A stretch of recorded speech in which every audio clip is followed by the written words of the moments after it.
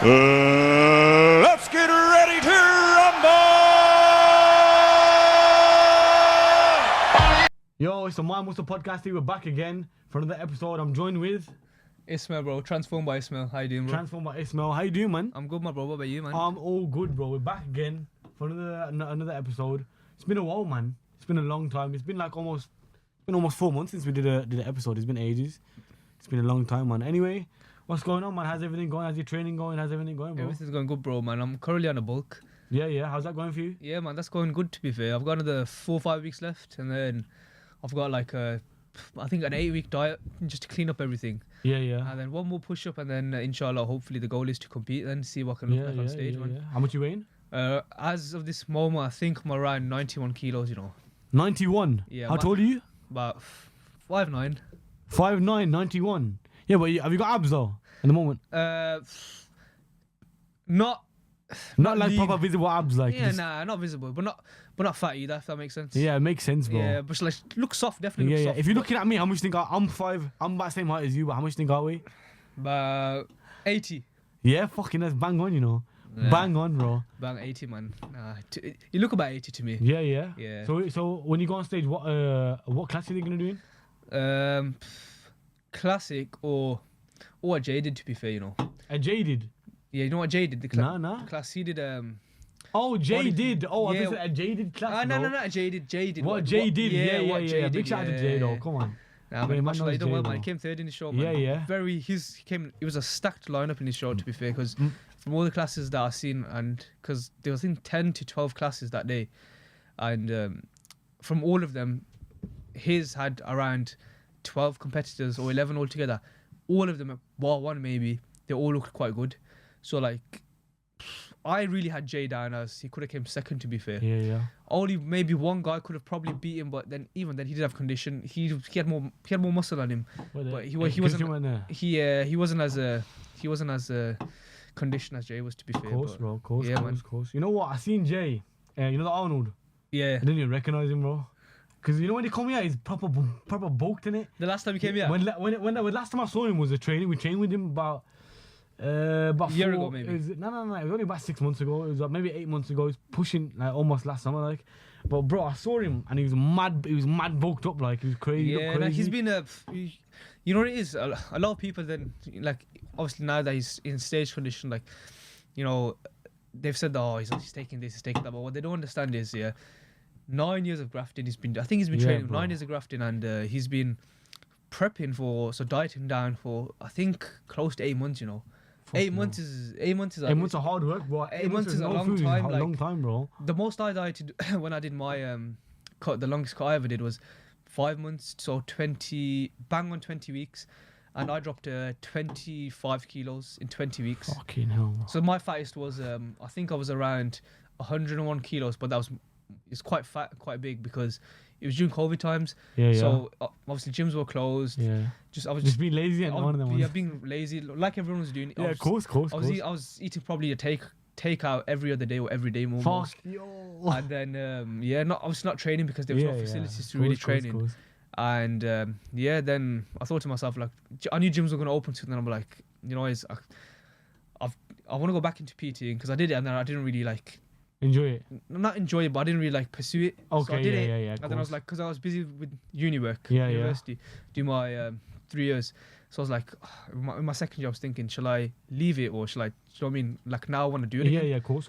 And then so that's when I was you know what? I need to get myself as shredded as I possibly can. Yeah. In however long. So I gave myself a deadline.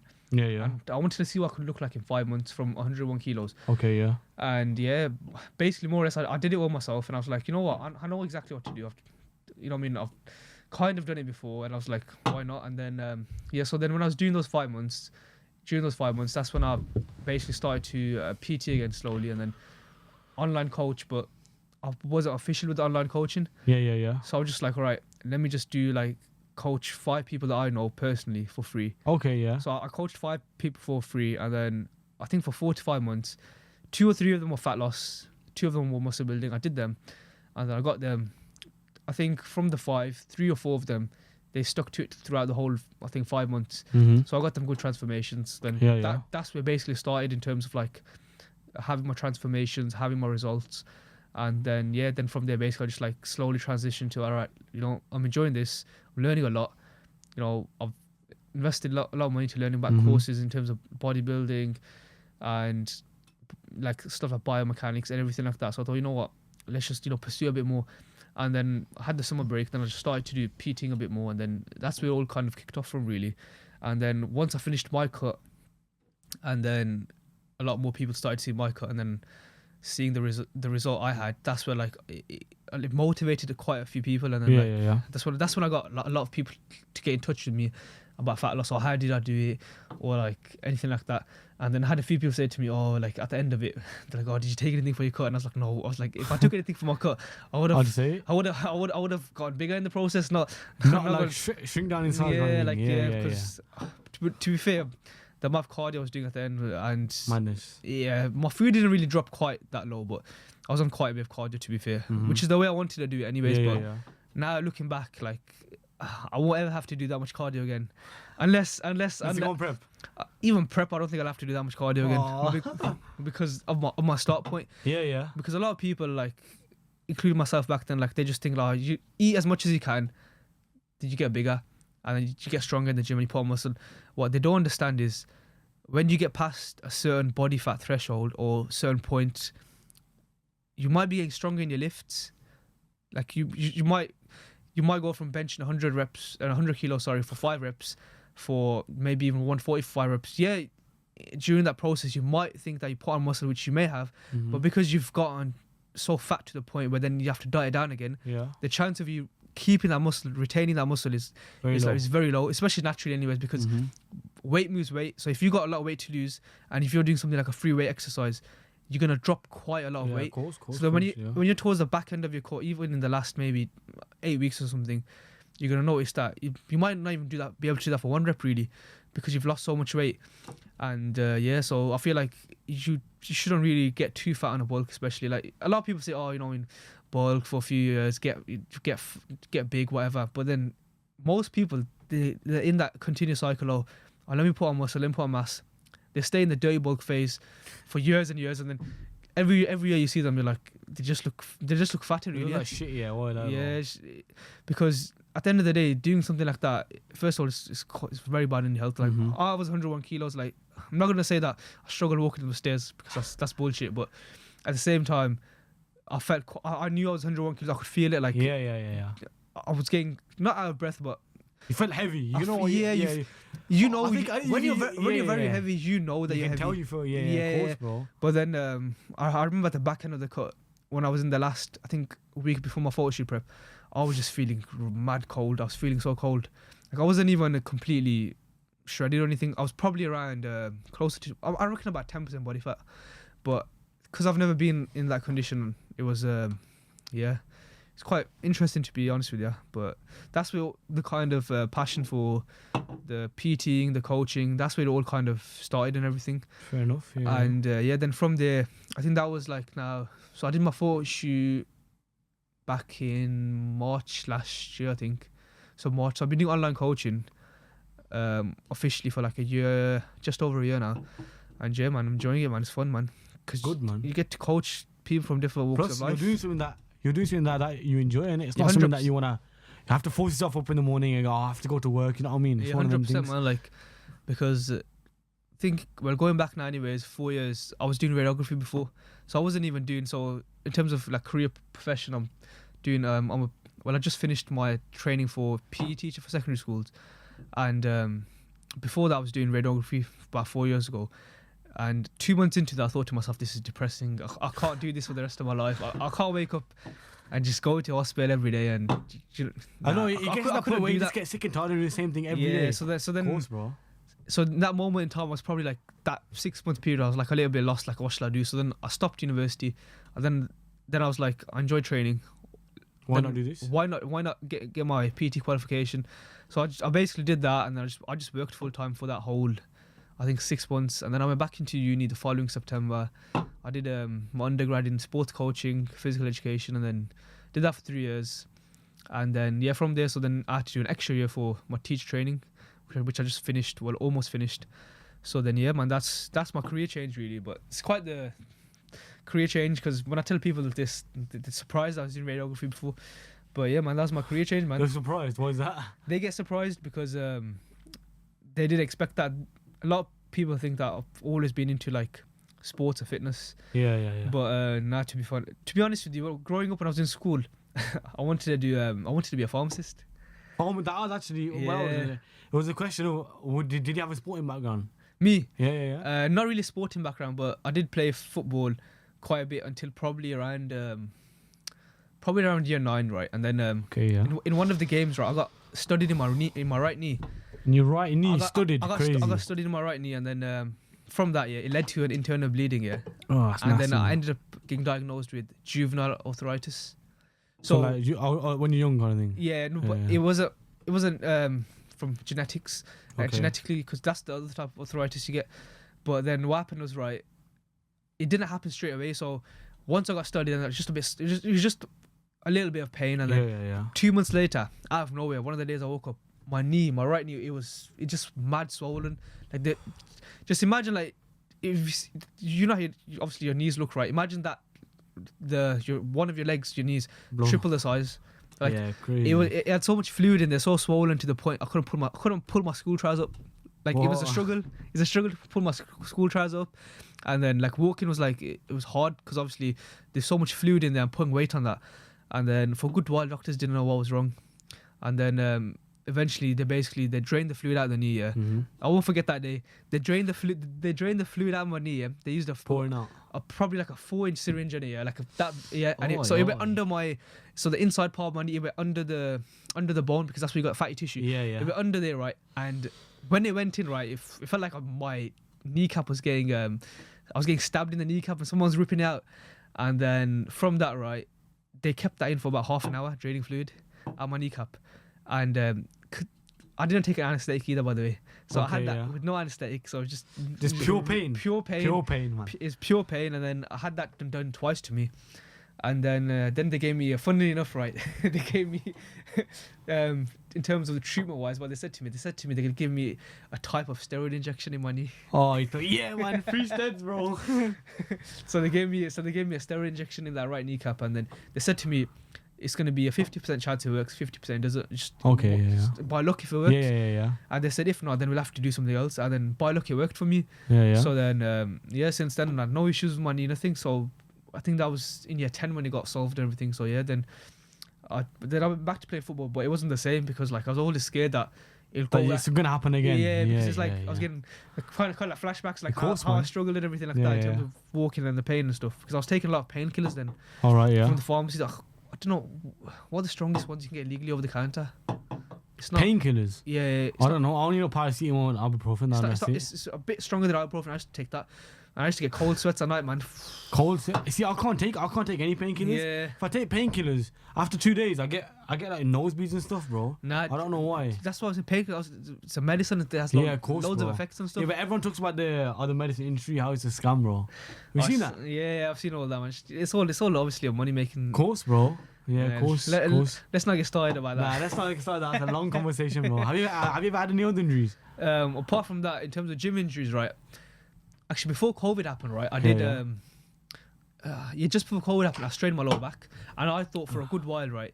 So it's my lower back. It was my SI joint area, lumbar region. Okay, so like a deep lower back. Mm-hmm. And I thought initially I thought I had a disc bulge. Because just bending over and grabbing something or sitting down and like standing up was so painful. Mm-hmm. So I had loads of different treatments done during COVID lockdown. I had the first thing I did was I had cupping done. I had wet cupping, dry cupping, bamboo cupping. I had all the cuppings done from me. I thought there was only one type of cupping, bro. There's no more cupping. I'm pretty sure there's more than one because I went 3 separate times. And I went to Shark Cam, Lime Tree Clinic. I went to many, done me good to be fair, but it didn't fix my issue. Then from there I went to I came across someone called Elite Osteo. An osteopath, so like they deal with musculoskeletal injuries. So anything muscular related, it could be like issue with your shoulder, your bicep, anything muscular related. That's what they kind of deal with. And so I went to him all the way in Croydon. I went all the way to Croydon. It took me 3 hours to get there.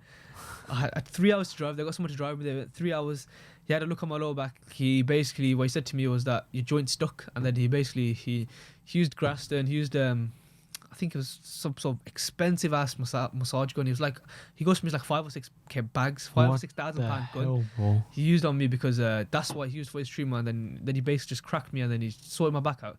And then he gave me rehab exercises to do from there, strengthening exercises. And then since then, when that happened to me, at that point, I think it was only deadlifting like 140. And it was because I was stupid. Only 140. The reason that injury happened was because I see this quite a lot in gyms all the time, and I'm thinking, no, this is gonna happen to you at some point. Yeah. I squatted heavy on a Tuesday, and then on a Thursday I deadlifted heavy. Now, if you're quite new to the gym, it probably won't make a difference, right? Because you're still getting stronger. But if you're already strong to a certain point in terms of you can lift a certain amount of weight, and you're squatted heavy on a Tuesday, and then you're deadlifting heavy on a Thursday, you've got 2 sleeps in between, right? Yeah. And if you're new to the gym, most of the time your recovery isn't probably on point in terms of your food, your sleep, yeah. So if you're under recovered and then you're doing something heavy, especially loading your lower back, and then you're doing that, that's when there's a chance of straining it, which is what happened to me. And then I learned my lesson from there. So now, Now I deadlift heavy on a Monday, and I squat on a Thursday. And what's your squat on that saying? Extra day. To be fair, right now with you, I'm doing. I used to do barbell squat quite a bit, to be fair. Yeah. But now, because I've gone stronger since I did it.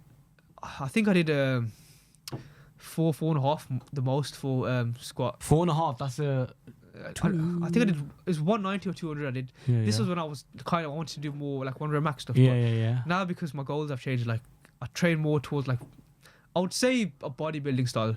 Even though I still got heavy on deadlifts. Yeah. Okay, yeah. But apart from that, I would say everything's more or less bodybuilding related training. Okay, yeah. And I feel like that's a lot harder than doing powerlifting training. What about your bench and stuff like that? What about your other like your SPD and that? I don't do SPD lifts. Like the only SPD lifts I'll do is so I'll do deadlifts. Right now in my program we've got block pulls. Okay, which is basically like it's a deadlift, but it's a 1 inch deficit really. So like I'm pulling 1 inch high off the floor. Okay, yeah. So I basically imagine. Like I think I've seen them. They're beyond these little block things. Like a bumper plate. Yeah. But my gym does have blocks, so I just use a bumper plate. Okay, yeah. So then I kind of so that I can basically work my back more and use my back more for the pull. Fair enough, yeah. So I'm doing that right now, and I think as of right now, I think I didn't. My best on that is probably as of right now. I done 220 for 3. Bloody hell, yeah, it's not bad, man. It's alright. It's not bad, but I don't even deadlift, bro. It's alright. It's alright. My strength isn't. My pure strength isn't. It's not. I don't think I'm really that strong, but okay. I get told differently. But what you bench? Do you bench a lot or not? I only do as of right now in terms of bench, I'll do close grip. I've done 130 on close grip, but okay, which is like, but in terms of growing my chest, I've found dumbbells, machines, and cables the best. Like a lot of people think when they look at me like they're like, oh, you must have a crazy bench. Crazy. When they look at my chest, yeah, that's what everyone says. Yo, that's the first. If you say you go gym, that's the first thing they're gonna ask you, bro. That's the first thing I always get asked especially when someone when they see me and they see my chest. The first thing they say to me is, you must have a crazy bench. And I tell them, no, I prefer dumbbells and machine work. Like even dumbbells isn't the best I've done. I wouldn't say it's that strong, but at the same time, it's not really weak. I think I've done 55, so like a few, which is it's all right. But pressing has never been my strong point.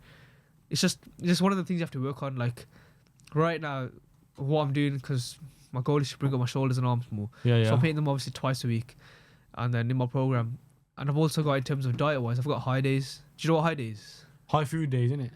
Yeah, do you know what exactly it is? I don't know what I see on Jay's story say. Oh, it's a high day today. I just think, yeah, man, it's probably to eat bare food. Was it carbs or something? I'm guessing. Yeah. So basically, what it is, right, is so imagine you're on a bulk phase right now, and you're doing so your coach or you've got a high day. Yeah. All it literally means, right, is your food from a normal training day. The only difference from a high day and your normal training day food is that you'll either have an extra off-plan meal in there. Yeah. Or you'll have an off-plan meal, and you'll have extra carbs in there. So it's just literally like you might have extra carbs in some of your meals, or you might have more carb snacks in there. It's person dependent really. But for me, when I have the 2 high days when I do shoulders and arms, it's one of them is an off-plan meal, and the other one is just basically more carbs in each meal and like a carb snack. Yeah. So I know what you mean. Help fuel performance and kind of help recovery too. Yeah. So I've done that for my last bulk, which I done for 6 months. It does work, to be fair, because like especially when you're as a coach, or even if you're just an athlete or whatever it is, if you want to build muscle, there's more than one way of building muscle. Of course, sorry, yeah, of So course, man. that's literally what I've been doing for that in terms of diet wise. But yeah, even training wise, like everyone thinks, right? One thing I've learned is training hard is a skill. Like it takes time. Like you can't compare your training. If you're a lot of things that I see in the gym, right, is someone tries to compare their training to someone else's. Unless you started roughly at the same point, you shouldn't be.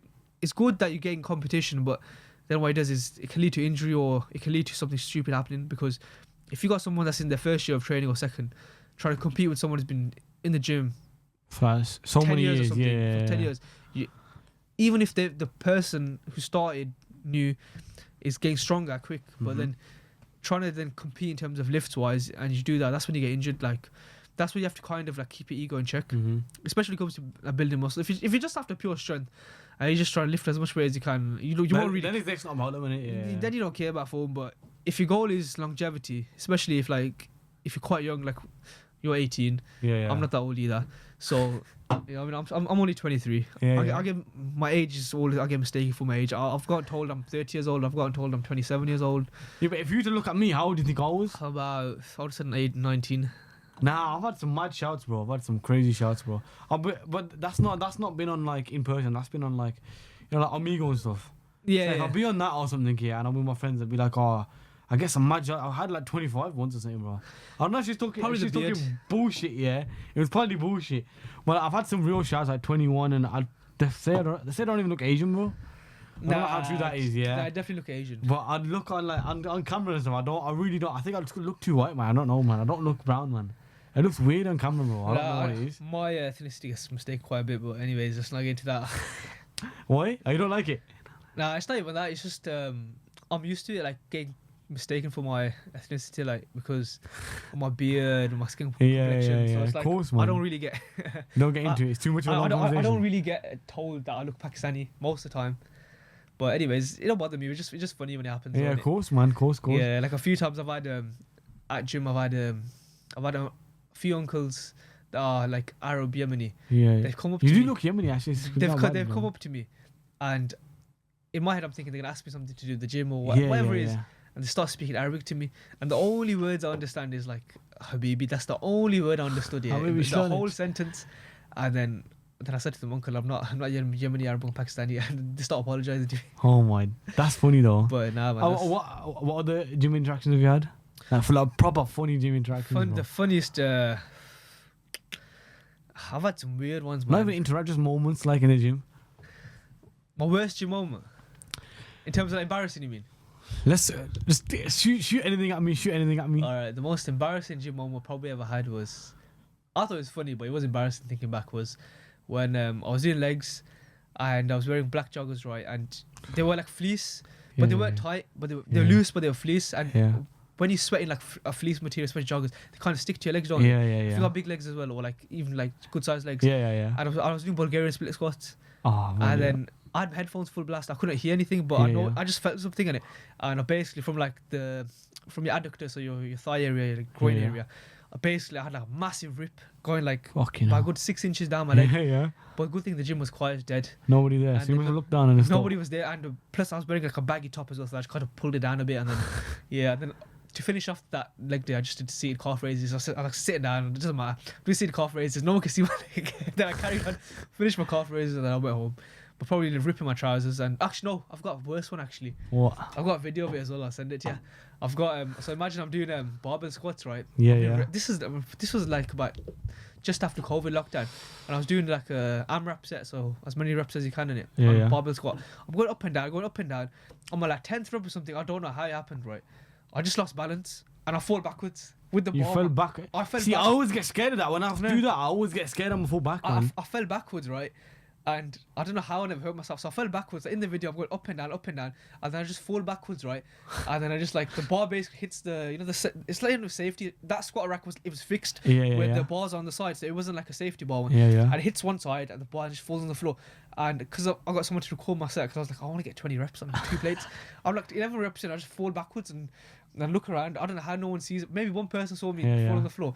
That's probably my funniest moment ever in the gym. You know. What? And you said that you want to get as many reps as well. How many did you get? You getting on? No, I was going up and down like 1, 2, 3, and I got to my 11th. So on my 11th one, I somehow lost balance and I fell backwards. And that was probably my. You must have had some like like someone speaking to you in the gym and just talking like absolute Rubbish. man. Oh no, I get that all the time. Or the worst one I probably got is when someone's told me right how to it hasn't been really about a training tip. It's just more been about take this compound, bro. You'll get massive. Yeah. Yeah. I get that. I get that, and you know, I get that from like random people. The worst thing I've ever heard in the gym, right? The funniest, right? Yeah. I had my headphones in, but I wasn't playing any music, so I was using the pec deck. Someone next to me was telling someone that's my age, yeah, oh, bro, if you take test E and if you take this much, yeah, okay, fair enough, that was fine. He said that part. Yeah. Then he goes, oh, bro, he goes, you're trying to shred in it. He goes, bro, take Clen. He goes, take Clen. Clenbuterol. Yeah, he goes, take Clenbuterol. He goes, take this amount as well. And he's taking the dosage. And once I heard the dosage, I was laughing my head off. Some mad dosage. I was telling him, take this much. I was thinking in my head, my brother, you're gonna die, bro. If he takes that, he's gonna get a heart attack because it speeds up your heart. It speeds up your heartbeat. And he's telling him, I was thinking, if he took that, he's probably gonna die or something. He's gonna have a heart attack. Fuck. Because yeah, man, steroids, like, don't get me wrong. I got nothing against anyone who takes PEDs. Your life and your decision. Of course. I feel like too many people, especially like around my age, I feel like they're just too quick to jump on. Let's just go on steads, that kind of thing. Yeah, because if you ain't got a solid foundation to start with in terms of like man, your right, training, man. Especially your diet and your discipline and everything like that, and if you haven't put a good amount of muscle on before you've even taken anything, and you think by taking that you might get a lot of gains from your first 1 or 2 cycles, but then after that you're not going to see much gains. And especially if you're not training hard and your diet's not good, like, you have to have a solid foundation. Because a lot of people, like, they have 1 or 2 years of training under their belt and they take it. But whereas if you stay natural, you can achieve. I mean, I understand why no one wants to be that patient, do they? Yeah, of course. But at the same time, you can't put on. I do believe you can look really good naturally, anyways. Especially if you train hard. Yeah, have a look at some of the naturals out there, man. Like some of the best natural. I mean, just look at Jay. He looks alright. He looks great, man. She's got about. I think he's been training for around. He's got 9 years on this. But he's got 9 years. A lot of people couldn't train very hard for 9 years, like, consistently. Yeah, consistently. You're not wrong, man. Yeah, because like even now, he's basically a couple of days or like 1 or 2 weeks out from his show. From next show, yeah. He doesn't need to train as hard as he is, because obviously we train at the same gym most of the time, and he trains harder than people who are just, like, in the growing phase or just start prep. I've seen people that are prepping and or even in the off season they don't even train hard. Like, you can just tell intensity. Like, that's one thing that kind of stood out about Jay was his training intensity to me. Because if you can't train with that intensity or like push yourself, especially on something like legs or back, it's gonna be very... legs kill. Even back kills me off, bro. Nah, I can't train back, bro. Nah, so I hate training back, man. You hate training back? I can't train back, man. I don't know why, but if I train back, whenever I train back, I don't know why. I can't breathe, man. You can't breathe. I'm training back, and if I speak to someone, I'm like, yo, fuck, I feel like I want to drop dead, bro. I'm literally like, I can't breathe. If I train chest, I'm alright. Even legs, I'm alright. I don't mind training legs. Like, if it's not like that's why I wanted to move my leg day, like, in the middle of the week. Yeah. So it's not on a Sunday, because if it's on a Sunday, like, I don't really want to go. I don't want to train. It's legs, and it's the end of the week. Let's just, like, fuck that, you know what I mean? But if it's in the middle of the week, I have to force myself to do it anyway. Yeah, to be fair with you, I've started. So this growing phase I've started doing legs and back in my split. So my split is 2 legs and back sessions a week. Yeah. I've got an arm day, and then 2 push days. So that's what I've got. And legs and back, whenever I do legs and back, that it writes me off. Legs and back just writes me off. Legs used to write me off alone. I never used to train legs twice, but because my legs, training them once a week, my legs were a good size. But obviously, like I said, if you want to compete, and from seeing when I went to Jay's show, like, in terms of the standard, even for the first time, some of the first time was incredible, quite good. Yeah, the legs were quite good. But like, I would say legs, in terms of physique development wise, size wise, on me, I think my legs, chest and back are probably my strongest points. Like, my best features probably. So what's your dream physique? Dream physique, it's hard one now. I reckon it's not gonna be an open bodybuilder. I reckon probably between. I've always loved Arnie's physique. Yeah. And I think Arnie's overrated, man. That's a big. It's a big shout, but I think the stigma around him is just like it's too much, bro. If it's not Arnie, it has to be Sibo, man. Sibo. Like fair enough, man. I mean, obviously he's a classic competitor, but Sibo's physique is just What about as long as he's still competing for his class, no one's gonna beat him. No one's gonna beat him. Nah, until he retires. I don't think anyone's gonna. You know what? I do like Sibo. Don't get me wrong, yeah, but I really like that Brazilian Raymondino, man. You know, he looks quite good as He well. looks To be good, fair, man. yeah. Especially the last like 2 years, he's putting some mad size, you know. Put a lot of size. Put a lot of size on, man. Yeah, man. Like I'll probably say yes. It has to be Sibo. Like he's got Sibo. What about like old school bodybuilders? Ooh, old school bodybuilders. You don't have to be old school. It just has to be if like. I'm gonna say old school bodybuilders, I'm gonna say this person, but not the physique was. Don't get me wrong, the physique was phenomenal. Yeah. But it's more of the training style that I liked. Mike, nah, That I liked was probably it has to be Dorian Yates, you know. Yeah. Birmingham, man. Birmingham, you know what I mean, bro? I mean, he looked amazing. Obviously, he won the Olympia. He was Mr. Course, Olympia. bro. Course, man. Apart from that, like if you've seen Blood and Guts, like if you've seen some of his training, some of the footage, training is mad. like this is where I'll go back to talking about intensity. Like he wasn't in the gym for like hours. If you hear any of his interviews or his training footage or anything like that, he was never in the gym for loads of hours. I think he said at one point I'm in there for I think he said 45 to 60 minutes, or was it 60 to 80 minutes, something like that. And he goes when I was in there, I was just completely focused. He goes, no distractions, nothing. But I feel like today, especially like in gyms, don't get me wrong, you need your phone to maybe change your song or log your lifts, because I understand the logging your lifts part, because that's what I encourage my clients to do. Course, log your lifts, even myself. Note down some of my lifts just so I remember.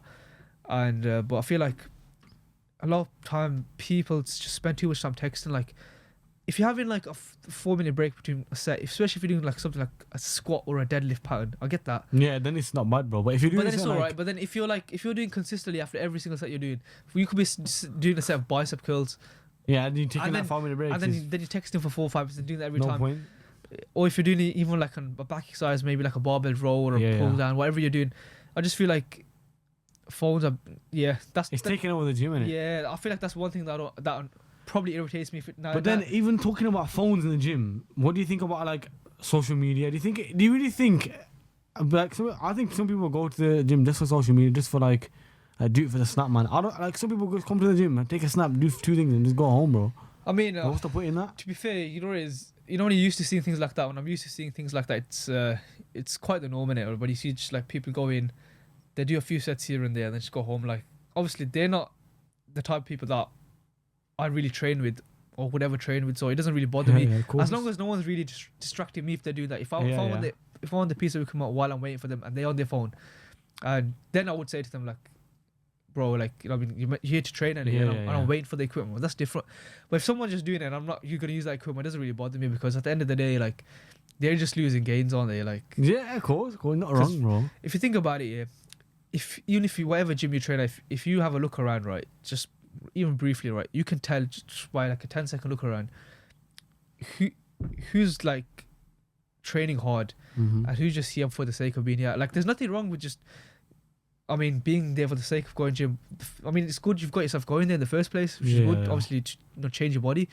But then you have to understand that when you get past that point is when you have to be focused mentally as well. You've got to be mentally in the game. Of course, man. Especially if like, maybe like if you're just someone that just wants to look good for like, I don't know, a holiday or whatever. But especially if you're someone who wants to maximize like your physique development, then it's like, you gotta be able to flick a switch, which is why really I don't really like training with people when I train. Like most of the time I prefer training alone, because I know I can take myself there. Of course. But sometimes it is nice to train with people. Like I've trained with Jay, and I've trained with a few other like bodybuilders, and I've learned quite a bit, and it's quite good. But it's always a learning curve, isn't it? Yeah, it's all a learning curve. But that's why at the same time you gotta be able to train with someone that you know can bring that intensity and take your training to the next level. Like, because if you're gonna train with someone that's not training as intense, then it could just maybe potentially bring your training down. But it's different if you're maybe like if you're a coach. Like I've trained with people that are coaches or even potential clients, and obviously it's different when you're training with clients or when you're training with like someone else as a coach or bodybuilder. So then it's different when you gotta like spend time teaching them, but that's just because you're trying to help them develop their physique. But in terms of just training with anyone, I'm very like specific when I'm training with someone. That's just me though. Everyone's got their own opinions on that. But of course. For me personally, I can only train with someone that's gonna help me push myself and like bring me that next level intensity. Yeah, I know what you mean. Because I feel like that's the main thing, especially. So what about like social media? What do you think about the social media fitness industry as a whole? Like, I think social media fitness is really, I think it's changed ever since I started. And I don't forget, I'm only new to the gym.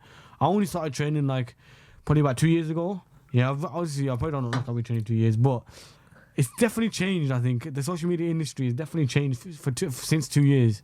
Definitely. How do you think it's changed? I probably feel like in a good sense there's changed because there's more information out there. So if you're you're someone that's new to the gym, like even if, for example, if you was in your first year of training, you could pick up a lot of things through social media or YouTube, but then at the same time, then there's a lot of like myths and bullshit out there, like loads of different things. Like you probably see things like, oh, make sure you ban this, ban that, or use. I've seen things like, do you know what Bosu ball is? But I think so. Bosu ball, like it's like it's not a medicine ball. It's like, you know, those big plastic. Yeah, kind of thing. You see people doing silly stuff on them, like obviously for views and things like that. But yeah, I feel like there's, as much as there's more information out there to help people, there's a lot of misinformation out, like things that you think that could help you but not really help you. So like, I feel like one thing that I'm seeing more of is probably like not a lot of people are sticking to the basics. Like, for example, if your goal is just to lose weight or even put on muscle, right? Just by doing stuff like doing your squats, doing your deadlifts, doing your rows, doing your pressing move, doing a shoulder press, just by doing them alone, you put on a good amount of size. Like if you get stronger, have good form and everything. But then too many people overcomplicate training. I feel like doing these random workouts and stuff. Yeah. Doing random workouts is one thing, but literally, it's like if you're trying to put on muscle, make sure you're in a calorie surplus. Make sure that you're progressing your lifts. Make sure your intensity is good, and then from there, that's like your foundation. Then go to like using things like intensifiers, like rest pause, cluster sets, like eccentric reps, like or sets. They just basically just going for high reps, whatever it is. There's loads of different training like intensity techniques, but I feel like too many people focus on them now because of social media. They focus on them first, and then focus on the basic like foundation in terms of getting stronger at certain lifts. Like, for example, if you're new to the gym, right, and you can only do 100 kilos on deadlift for like 5 reps or 6 reps, but then if you don't carry on doing that and getting stronger at that, which works your whole posterior chain, by the way, which is a lot of muscles being worked, right, and then you go from that to then just using all machines for your posterior chain, and you're kind of neglecting working at doing a deadlift variation or exercise. Apart from losing, maybe you might not see as much muscular gains from it, but doing something like a deadlift, it'll help you outside the gym too, because it'll keep your back strong. Yeah, of course.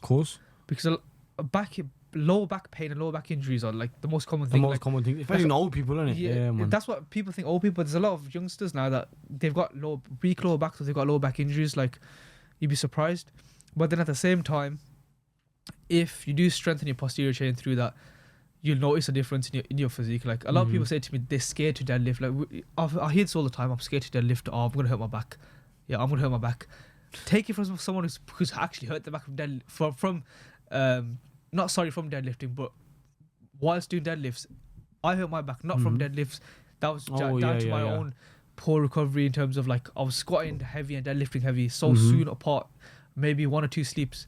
That's, of course, you're gonna get injured because you're under recovered. But I feel like one exercise, if I had to pick one exercise which everyone should have in their like training, if like they're not injured, right, it has to be a deadlift variation. It works so many different muscles. Your posterior chain is huge. Like, one thing that you probably notice as well is most people, I feel like they have a weak back or weak legs, or like hams, glutes, things like that is how you get low back injuries. Like, remember, whenever you get an injury, whether it's your shoulder, aside from poor form, it's because your surrounding muscles are weak for that muscle group. For example, like if a lot of people, they get tight pecs, for example, they'll be like, my chest is tight. It's not really because your chest might be weak, but it's your stabilizing muscles around it. If your muscles around your chest, like if you've got a weak upper back and then you're always doing chest pressing work, you probably will get an injury. Of course. But if you worked on your upper back more, you strengthen your upper back more, then you're probably less likely to get an injury for your chest or your shoulders. Makes so sense, it's like all these things that add up. Like, for example, another one that I had was when I had a knee issue, right? I thought it's because I'm squatting heavy too often. Okay, yeah. This is when I was barbell squatting. Then what I realised was my adductor muscle, my groin that was tight. Yeah. So like, I don't think anyone even trains that, to be fair, except for doing like squats or leg press and stuff. No one trains it. They're not on the machine. I don't think everyone's scared to just do that little bit of a weird machine. A lot of guys don't train the glutes or adductors, right? Especially glutes and adductors are probably the biggest ones. If you got weak glutes and you're someone who's doing heavy squats, heavy deadlifts, you've increased your chance of injury, because if you got weak glutes, right, and you're doing a deadlift, right, then your lower back has to work harder than when you're performing a deadlift compared to if your glutes are strong. Because when you're deadlifting anyways, especially, you should be feeling it more in your glutes than your lower back. If you're feeling it in your lower back a lot, like I'm talking like if you feel like your lower back's pumped a lot, or you feel like a bit of pain, chances are you're not bracing properly. That's another thing that now talking about is bracing. I used to brace incorrectly. A lot of people think that, but when you inhale, right? If you go and inhale right now, brace right now, say your chest comes up. Yeah, chest comes up, but then you gotta tense your abs, innit? Exactly. Good, you said tense your abs. But the thing is, you want to breathe. So you want to inhale into your stomach in the first place. So because when you're just breathing to your chest, because think about it. If you let your chest rise, so breathe into your chest, what happens to your lower back as well? It starts like a bending, Exactly. Yeah, so if you're breathing into your chest and you're doing a squat pattern and you're just breathing into your chest, you're already automatically tensing your lower back before you've done a lift and you've got weight on your back, or even for a deadlift. So that's why you want to base. That's why you want to breathe and you want to push out your obliques. So like the easiest way to do is like if you put your finger on your oblique, if you breathe, like you should like feel like put your finger on your oblique. So breathe in, put like a finger on each side. So then breathe all the way in, so inhale, and then try to feel like push your stomach out into your fingers. Yeah, you can feel them, bro. That's how proper bracing. Because when I've properly braced for like a squat or a deadlift, the next day or even at the end of the session, my like obliques and my abs, like they feel like so sore, like I've been training them sometimes. But that's because I'm bracing that hard and properly. But that's another thing. Like bracing is one thing, and especially like a squat or deadlift, a lot of people, they don't brace properly. Form is obviously another thing, but if your brace isn't correct, it does affect your lift quite a bit. Of course, yeah. What about mental health? How much do you think the gym is in like as a mental side of things? So I think it plays such a huge part. You know, not even just like in helping you, but like just as in like maybe you had a long day and you wanted to go to the gym and bang it out. Maybe it helps clear your mind. Because I know there's loads of people that even Uzi was talking about. It goes, maybe you've had a long day, you want to go to the gym and just bang it out, and even your mood, it has a big play on your mood. I know if I go to the gym and I have a good session, even like a really good session, I know for the rest of that day, you know, I'll have a good day. I'm not even gonna lie to you, I'll have a good day. But if I have a shit session, it's gonna fuck the rest of my day up, bro. I'm not gonna lie to you. Yeah, I get where you're coming from. I feel like mental health, especially, like it's something that, especially I feel like men, it's like it's not talked about, man. Obviously it's not talked about really, but at the same time, it's like it's hard for most guys to obviously be open because, well, if you're anyone like myself, like you don't really want to talk about feelings. Your feelings to anyone, of course, bro. Yeah. Because at the end of the day, you got to deal with it yourself. Yeah, of course, bro. But one way of dealing with it, I would say, is you have to do some sort of physical activity. You don't have to go to the gym to lift weights. You can go in, you can do cardio, you can go in and of course, you could hit the pads, or you can go in. As long as you're doing something that you're getting your heart rate elevated, getting the blood flowing, it doesn't really matter. Because I feel like there's three ways in terms of, I feel like, dealing with your mental health, like in terms of keeping on top of it. One is, I feel like you need a physical win, so like we said, exercise, right? Then I feel like second was spiritual, like whether you're a Muslim or you're not Muslim, like I feel like you should pray. Like you should. Yeah, have, of course. You should believe in something. Spirituality, anyone, Spirituality, of course, yeah, man. exactly. I feel like you should have some sort of like spiritual faith because Mhm. I feel like that'll help you. So them two things. So you got the physical, you got the spiritual, and the third one I feel like a mental win, right? So you need 3 wins. So you got physical win, which is obviously exercise. Mhm. Spiritual win, which is talked about in terms of praying or having something that you believe in faith wise. Mhm. Then a mental win. I feel like the mental win is something that you could put your mind to. It could be like you've got a business idea. It could be something like it could be a side hustle. It could be anything that you could learn from, or even maybe it could be reading. It could be educating yourself. Mhm. Because if you're constantly working on self-improvement, then if you're doing them 3 things consistently, then you most of the time your mental health I feel like will be in a good place. Mhm. Because most of the time when someone's mental health starts to decline, I feel like it's when someone's stuck in the past a bit too much, or like thinking about things in the past too much. Because when you're quite like anxious or overwhelmed, Mhm. or you're feeling like depressed Mhm. or like feeling sad, I feel like Yeah, it's for most people anyways, I feel like it's when you're kind of thinking about the past too much. yeah, of course. Whereas you're more anxious and like when you're thinking about the future too much. So like it's like Mhm. you kind of have to have a balance between Mhm. both things. I'm not saying that it's bad if if you're going through depression or anything like that. Yeah. But at the same time, like I feel like especially as a man, you have to be able to deal with it because no one's gonna come and hold your hand. Of course, man. Of course, Ju- yeah. That's, you're not No wrong, one's bro. gonna come and hold your hand Yeah, if you're going through like a rough Midlife. time or Yeah. a dark time in your life. Mhm. Only you can pull yourself out of it. Whether course. it's like if you've got family stress, you've got work stress, whatever it is, Mhm. you have to pull yourself out of the hole. Mhm. This is where, like we said, you got to be training, you got to be doing something. It could be Mhm. boxing, it could be any sort of activity. Then it's like we said, spiritual, and then mental. Like once you have those 3 things, and I feel like another thing as well is, as a man, anyways, I feel like you need a purpose. Like you have to have a goal. Goal to do something. Yeah. Even if like you're in the moment right now in your life, like I'm thinking, oh, I don't know what I want to do in my life. Like Mhm. just look at something in your life that you enjoy doing and you don't see as classed as work. Like for me, it was the gym. Like Mhm. it was- I enjoyed the gym. So when I started enjoying the gym, and I wasn't sure what I wanted to do with my life, I was like, why not do PTing? Why not doing coaching? So then from there, like, so my kind of passion kind of pursued for me to then do a job in that role. So like, same with my main career. So like, being a secondary PE teacher, and I would never have thought, looking back 4 or 5 years ago, that I would be a secondary PE teacher. Like that never ever came in my head. But Yeah. because it's something to do with physical activity, and like Mhm.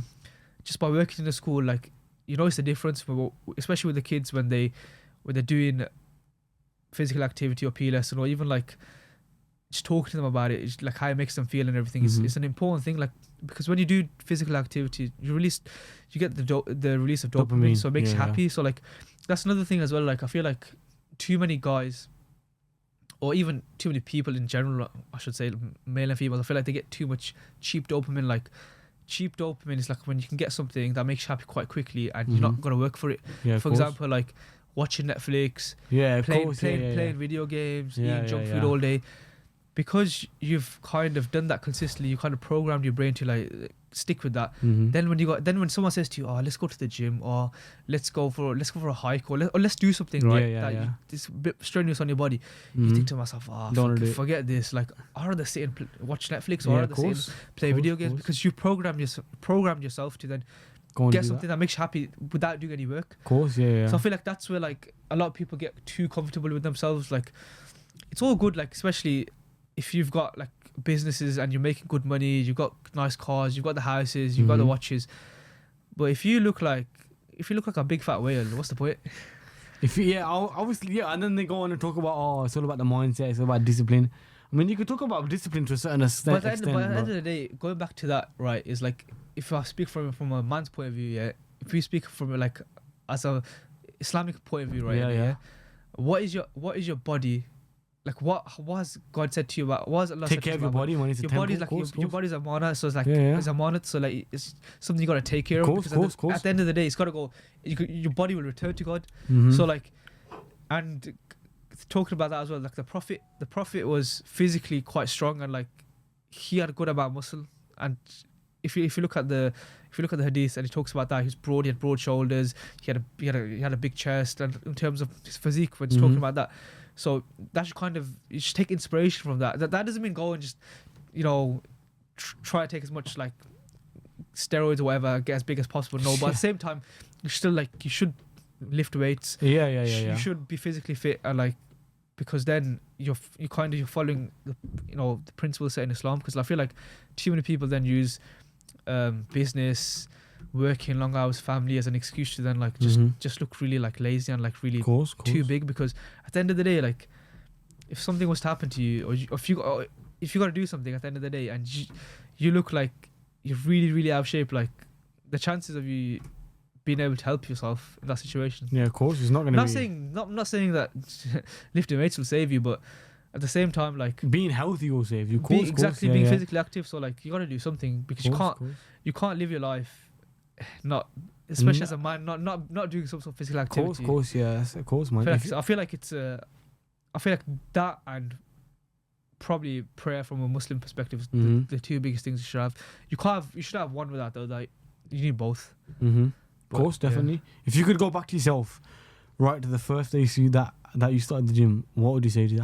Firstly, how did you even get into the gym? What even happened? Because I know everyone's got a story there, but what happened? The way I got into the gym was, I think it was my second year of college, start of the second year of college or first year. It's quite a common reason, to be fair. I wanted to start a gym, right, to impress this girl. I think that happens to everyone, bro. Yeah, of course, bro. Yeah, to be fair, it did work. So it worked, fair enough. It worked. I can't lie to you. It did work. It took a couple of months, but it worked. Yeah. But like that was probably my starting reason, right? And then after a while, that was never my reason. After a while, it was like I wanna like look. You want to look good, of course. You obviously you're gonna fall in love with it, innit, man? Yeah. Then when you start seeing results, even then, like, it was more like doing the training session. Like I said, we spoke about the dopamine release. It's of course, man. It makes you feel good, and it feels like that you actually done something in the day. Yeah. You know what I mean? And going back to what you said about the one piece of advice I'll give myself from the first day of gym is probably don't compare my progress with other people's progress, because I feel like that's where two things can happen. Number one is probably like the ego in it, because I feel like then if you try to compare your progress with someone's too much, then you just want to, something could be lifts, and then you just end up ego lifting too much, and then you're just gonna injure yourself. Of course, man. And then and I feel like it's your own journey. At the end of the day, it's good to compare with someone, but I'm pretty sure, I don't know who said it right. Yeah, I must have been Uzi or I don't know who I heard say this was something. I think it was something like comparisons the thief of joy or something like that. Probably wasn't Uzi. Yeah. It probably was Uzi, man. Uzi always got them quotes, man. He's got those quotes. He's got those quotes, man. He's like a little Instagram account. Yeah, man. He's like a little. What's his name, man? What's that? Poet, man. I forgot his name. Poet, man. I'm trying to think back to English language. English language days. Yeah, man. I can't remember that. That's never gonna happen. But yeah, and I feel like your progress in terms of not trying to compare yours with someone else's, because it's your own journey. But then at the same time, I get why people do it, but I feel like you shouldn't compare too much, because then you're just gonna end up getting too much body dysmorphia. Like, I'm not saying that. Yeah, of course. I've already got that anyways, but I mean, do you think that's like a really big thing? I mean, I think everyone struggles with it. If you go to the gym, everyone struggles. I mean, definitely I struggle with it. I sort of look at yourself in the mirror and you think, yo, fuck, man, I've been training this long, but I look like shit today, bro. You know what I mean? But the thing is, you like, everyone always posts like on Instagram here or social media. They'll only post themselves when they're fully pumped. Well, like, yeah, of course, it's a big factor, man. They'll only post themselves like in the best lighting, best angle, and when they're fully pumped, and then like that's where like, yeah, you can do that, but then when you see them in real life, obviously not most of the time they won't look like that. So of course, man. Yeah. What can you do, bro? What can you do? But like, say you were gonna go to yourself and say you could change something that you did in the process, the way you are now. What would you change in terms of gym wise? In terms of anything. Like, I know if I went back to myself the first day I started gym, I'd probably say eat, man, because honestly, the first 6 months when I started training, didn't have no clue about training, didn't have no clue. I didn't even know how about eating. I just thought, yeah, man, I could go to the gym, eat like some chocolate in the morning or eat this in the morning, and then come back and have maybe one meal and go to sleep, man. I was not even joking. I think I used to only have 2 meals a day back when I started training. And then I think I switched gyms. This is another point. Do you think, like, I used to go to a commercial gym, and I think when I switched gyms from a commercial gym to an independent gym, That's when I kind of, that's when I put on a lot of weight. I kind of like, yeah, I changed a lot. I like, you can tell, I even put on a lot of size. Like, it changed the way you think. Like, especially when you start seeing people, the way they work, and you start talking to people where they've got the same kind of goals as you. Then you know what you need to do to achieve them goals. Yeah, like I said, I feel like in commercial gyms, right, it's very different. Like, I'm not saying you can't make progress, you can. Of course, yeah. But it's very different compared if you're gonna train in like a bodybuilding gym. Of course. Like, yeah, it's completely different ends of the spectrum. Like, in terms of like the type of gym members you're gonna see, the equipment, everything like that. I feel like it's all a big change, and I feel like once you get in that environment when you train, where you're basically surrounded by gym members that more or less they're more experienced, knowledgeable, and stronger than you, I feel like you could learn quite a bit. So like that's what I did. Like my first ever gym was after a gym group was a like a bodybuilding gym. Mm-hmm. So that's where I learned quite a bit, and so I feel like it's like your training environment again. Like it's like environment. So like what you're surrounded by is what eventually like you'll be inspired to become. So yeah, your environment's a key thing. I feel like in training as well. But then again, at the same time, like going back to if I could change anything about training wise, it'd probably be, I would say, just train with people that would kill you in your training sessions. Like I know you're not wrong. I used to train with some. No shout outs to anyone out there, but I used to train with some people. Now that I look back at, and I used to think, don't know why I ever did that. Why did I even think of, like, why did I even ask them to come to the gym? And even if they ask me, why did I think of it now? Even people now ask me, loads of people ask me, let's go to the gym, man, this, that, and they might say it to you, but they will never do it. They're going to say to you, let's go to the gym. But then when you ask them, do you want to go? Oh, I saw shit, man, I'm here. Or maybe they want to say to you, like, I've got one friend and he says, I want to start smoking weed, man. But then even if he stops, he'll start again in 2 months, bro. So there's no point in stopping for 2 months, you know what I mean? And then start again in 2 months. Now that's the funny thing you said about the weed, right? I've had 2 PT clients before, and one of them, right, he's smoking quite a lot of weed, and then when he started with me, and then he goes to me, like I think it was probably around 2 weeks after he started with me. Then one of the times at the end of his session, he goes to me, because I've stopped smoking weed. He goes, you know what?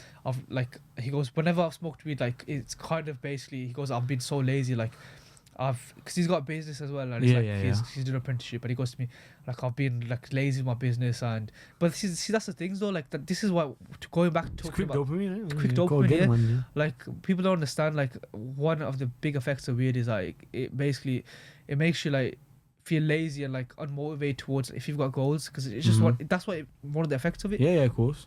Aside from like, you know, it makes people feel good and they think, oh yeah, I'm feeling amazing, because it might numb their problems or make them forget, but at the same time it makes you, then the after effect makes you lazy towards then your goals, because then you've got that cheap dopamine, you don't want to work hard because you've already gotten a reward through the weed. Yeah. But yeah, then he goes to me, right, he goes I've stopped smoking the weed, and then I go, yeah. And then I go, what made you stop? He goes, training with you. And he goes, he goes to me, I want to kind of change my life, and I want to focus more on my business, and I want to get, he goes to me, I want to get henches, exactly. Yeah.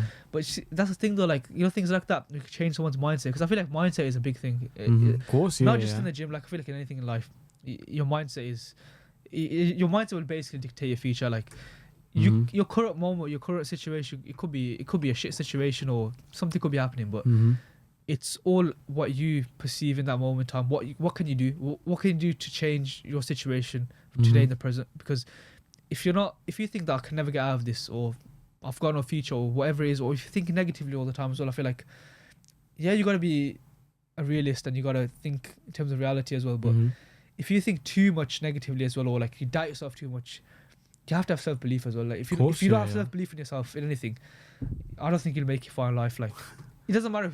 This is why, another thing as well, I feel like too many people are afraid to like take their first step, especially, for example, even going back to gym. Like, a lot of people I know that when I speak to them about gym as a joke, they're like, yeah, I'll go, but then you can tell that their fear is that first step of stepping into the gym, like, because they might think that people might look at them stupidly or whatever it is.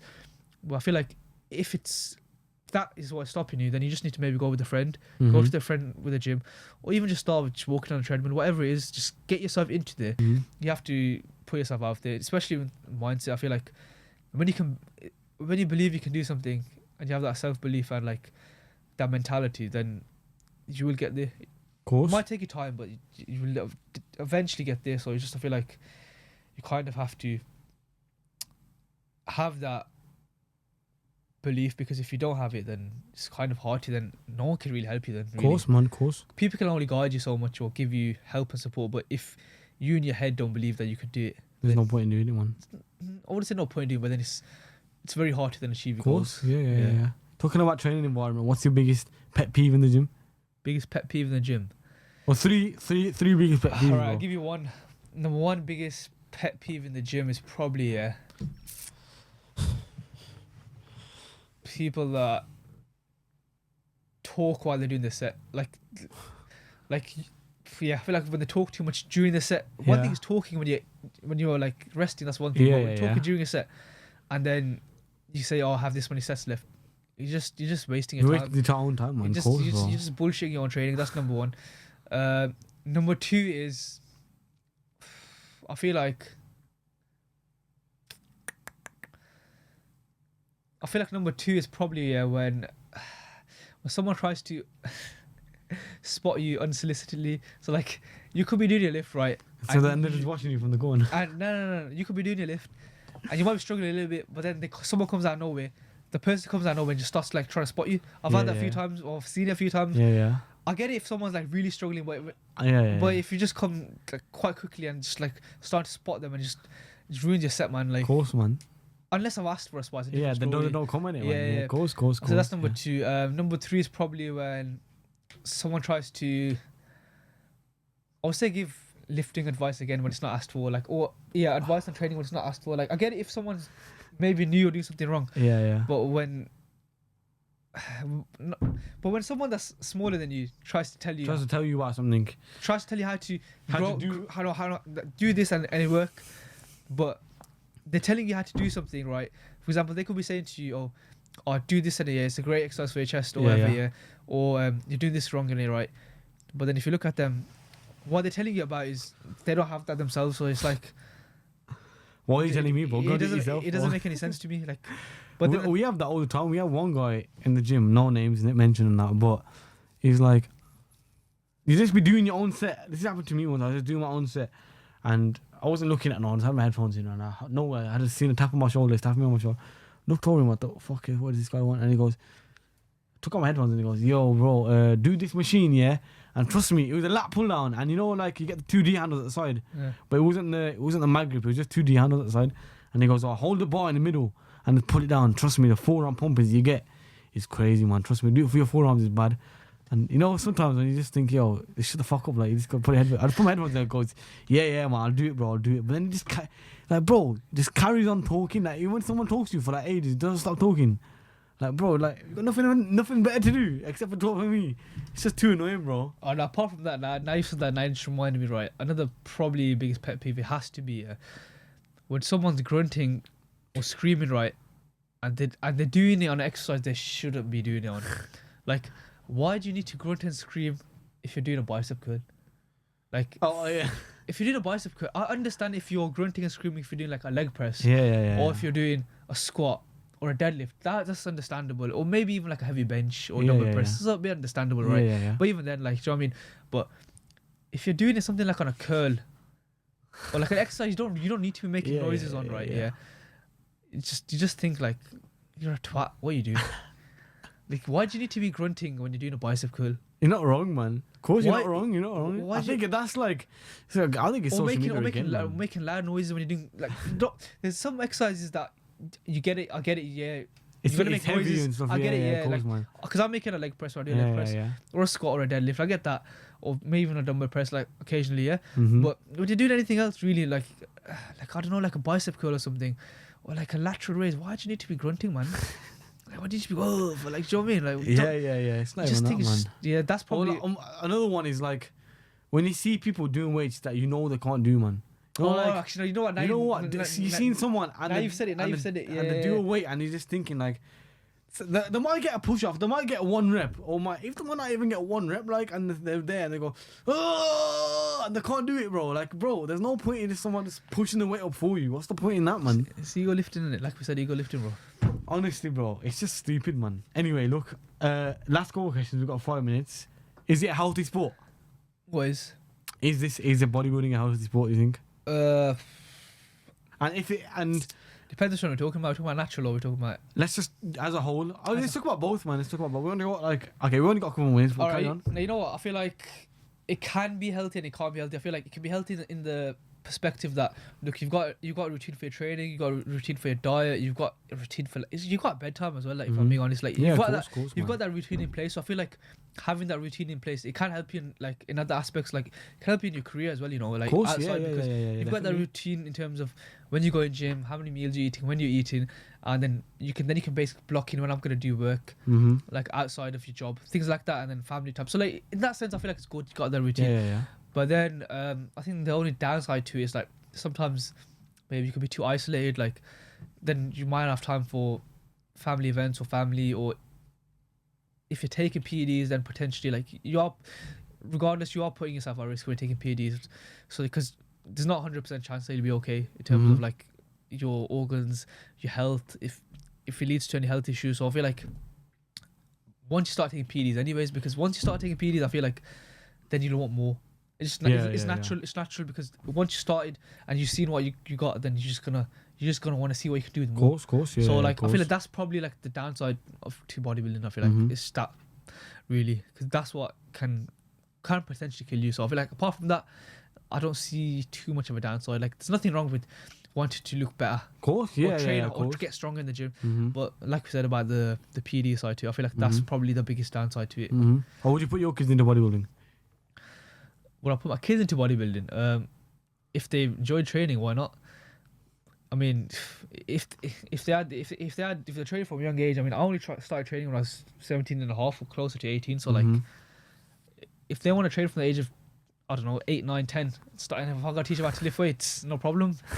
I'll teach them how to lift weights from a young age, no issue. Fair enough, man. So I feel like, why not? Fair enough. Well, it's been a nice long hour, man. How do you do it? Enjoying my bro. I didn't realize time went for that. Time went fast, man. Yeah. Time went very fast. Quick, hour and 10 minutes. Did not think it'd go that fast. Yeah. Hopefully, have you on again soon, man. Thank you, my bro, man. Definitely, thank you for having me, man. No worries, bro. No worries. It's been the Mom Water Podcast. Hope you enjoyed it. See you next time.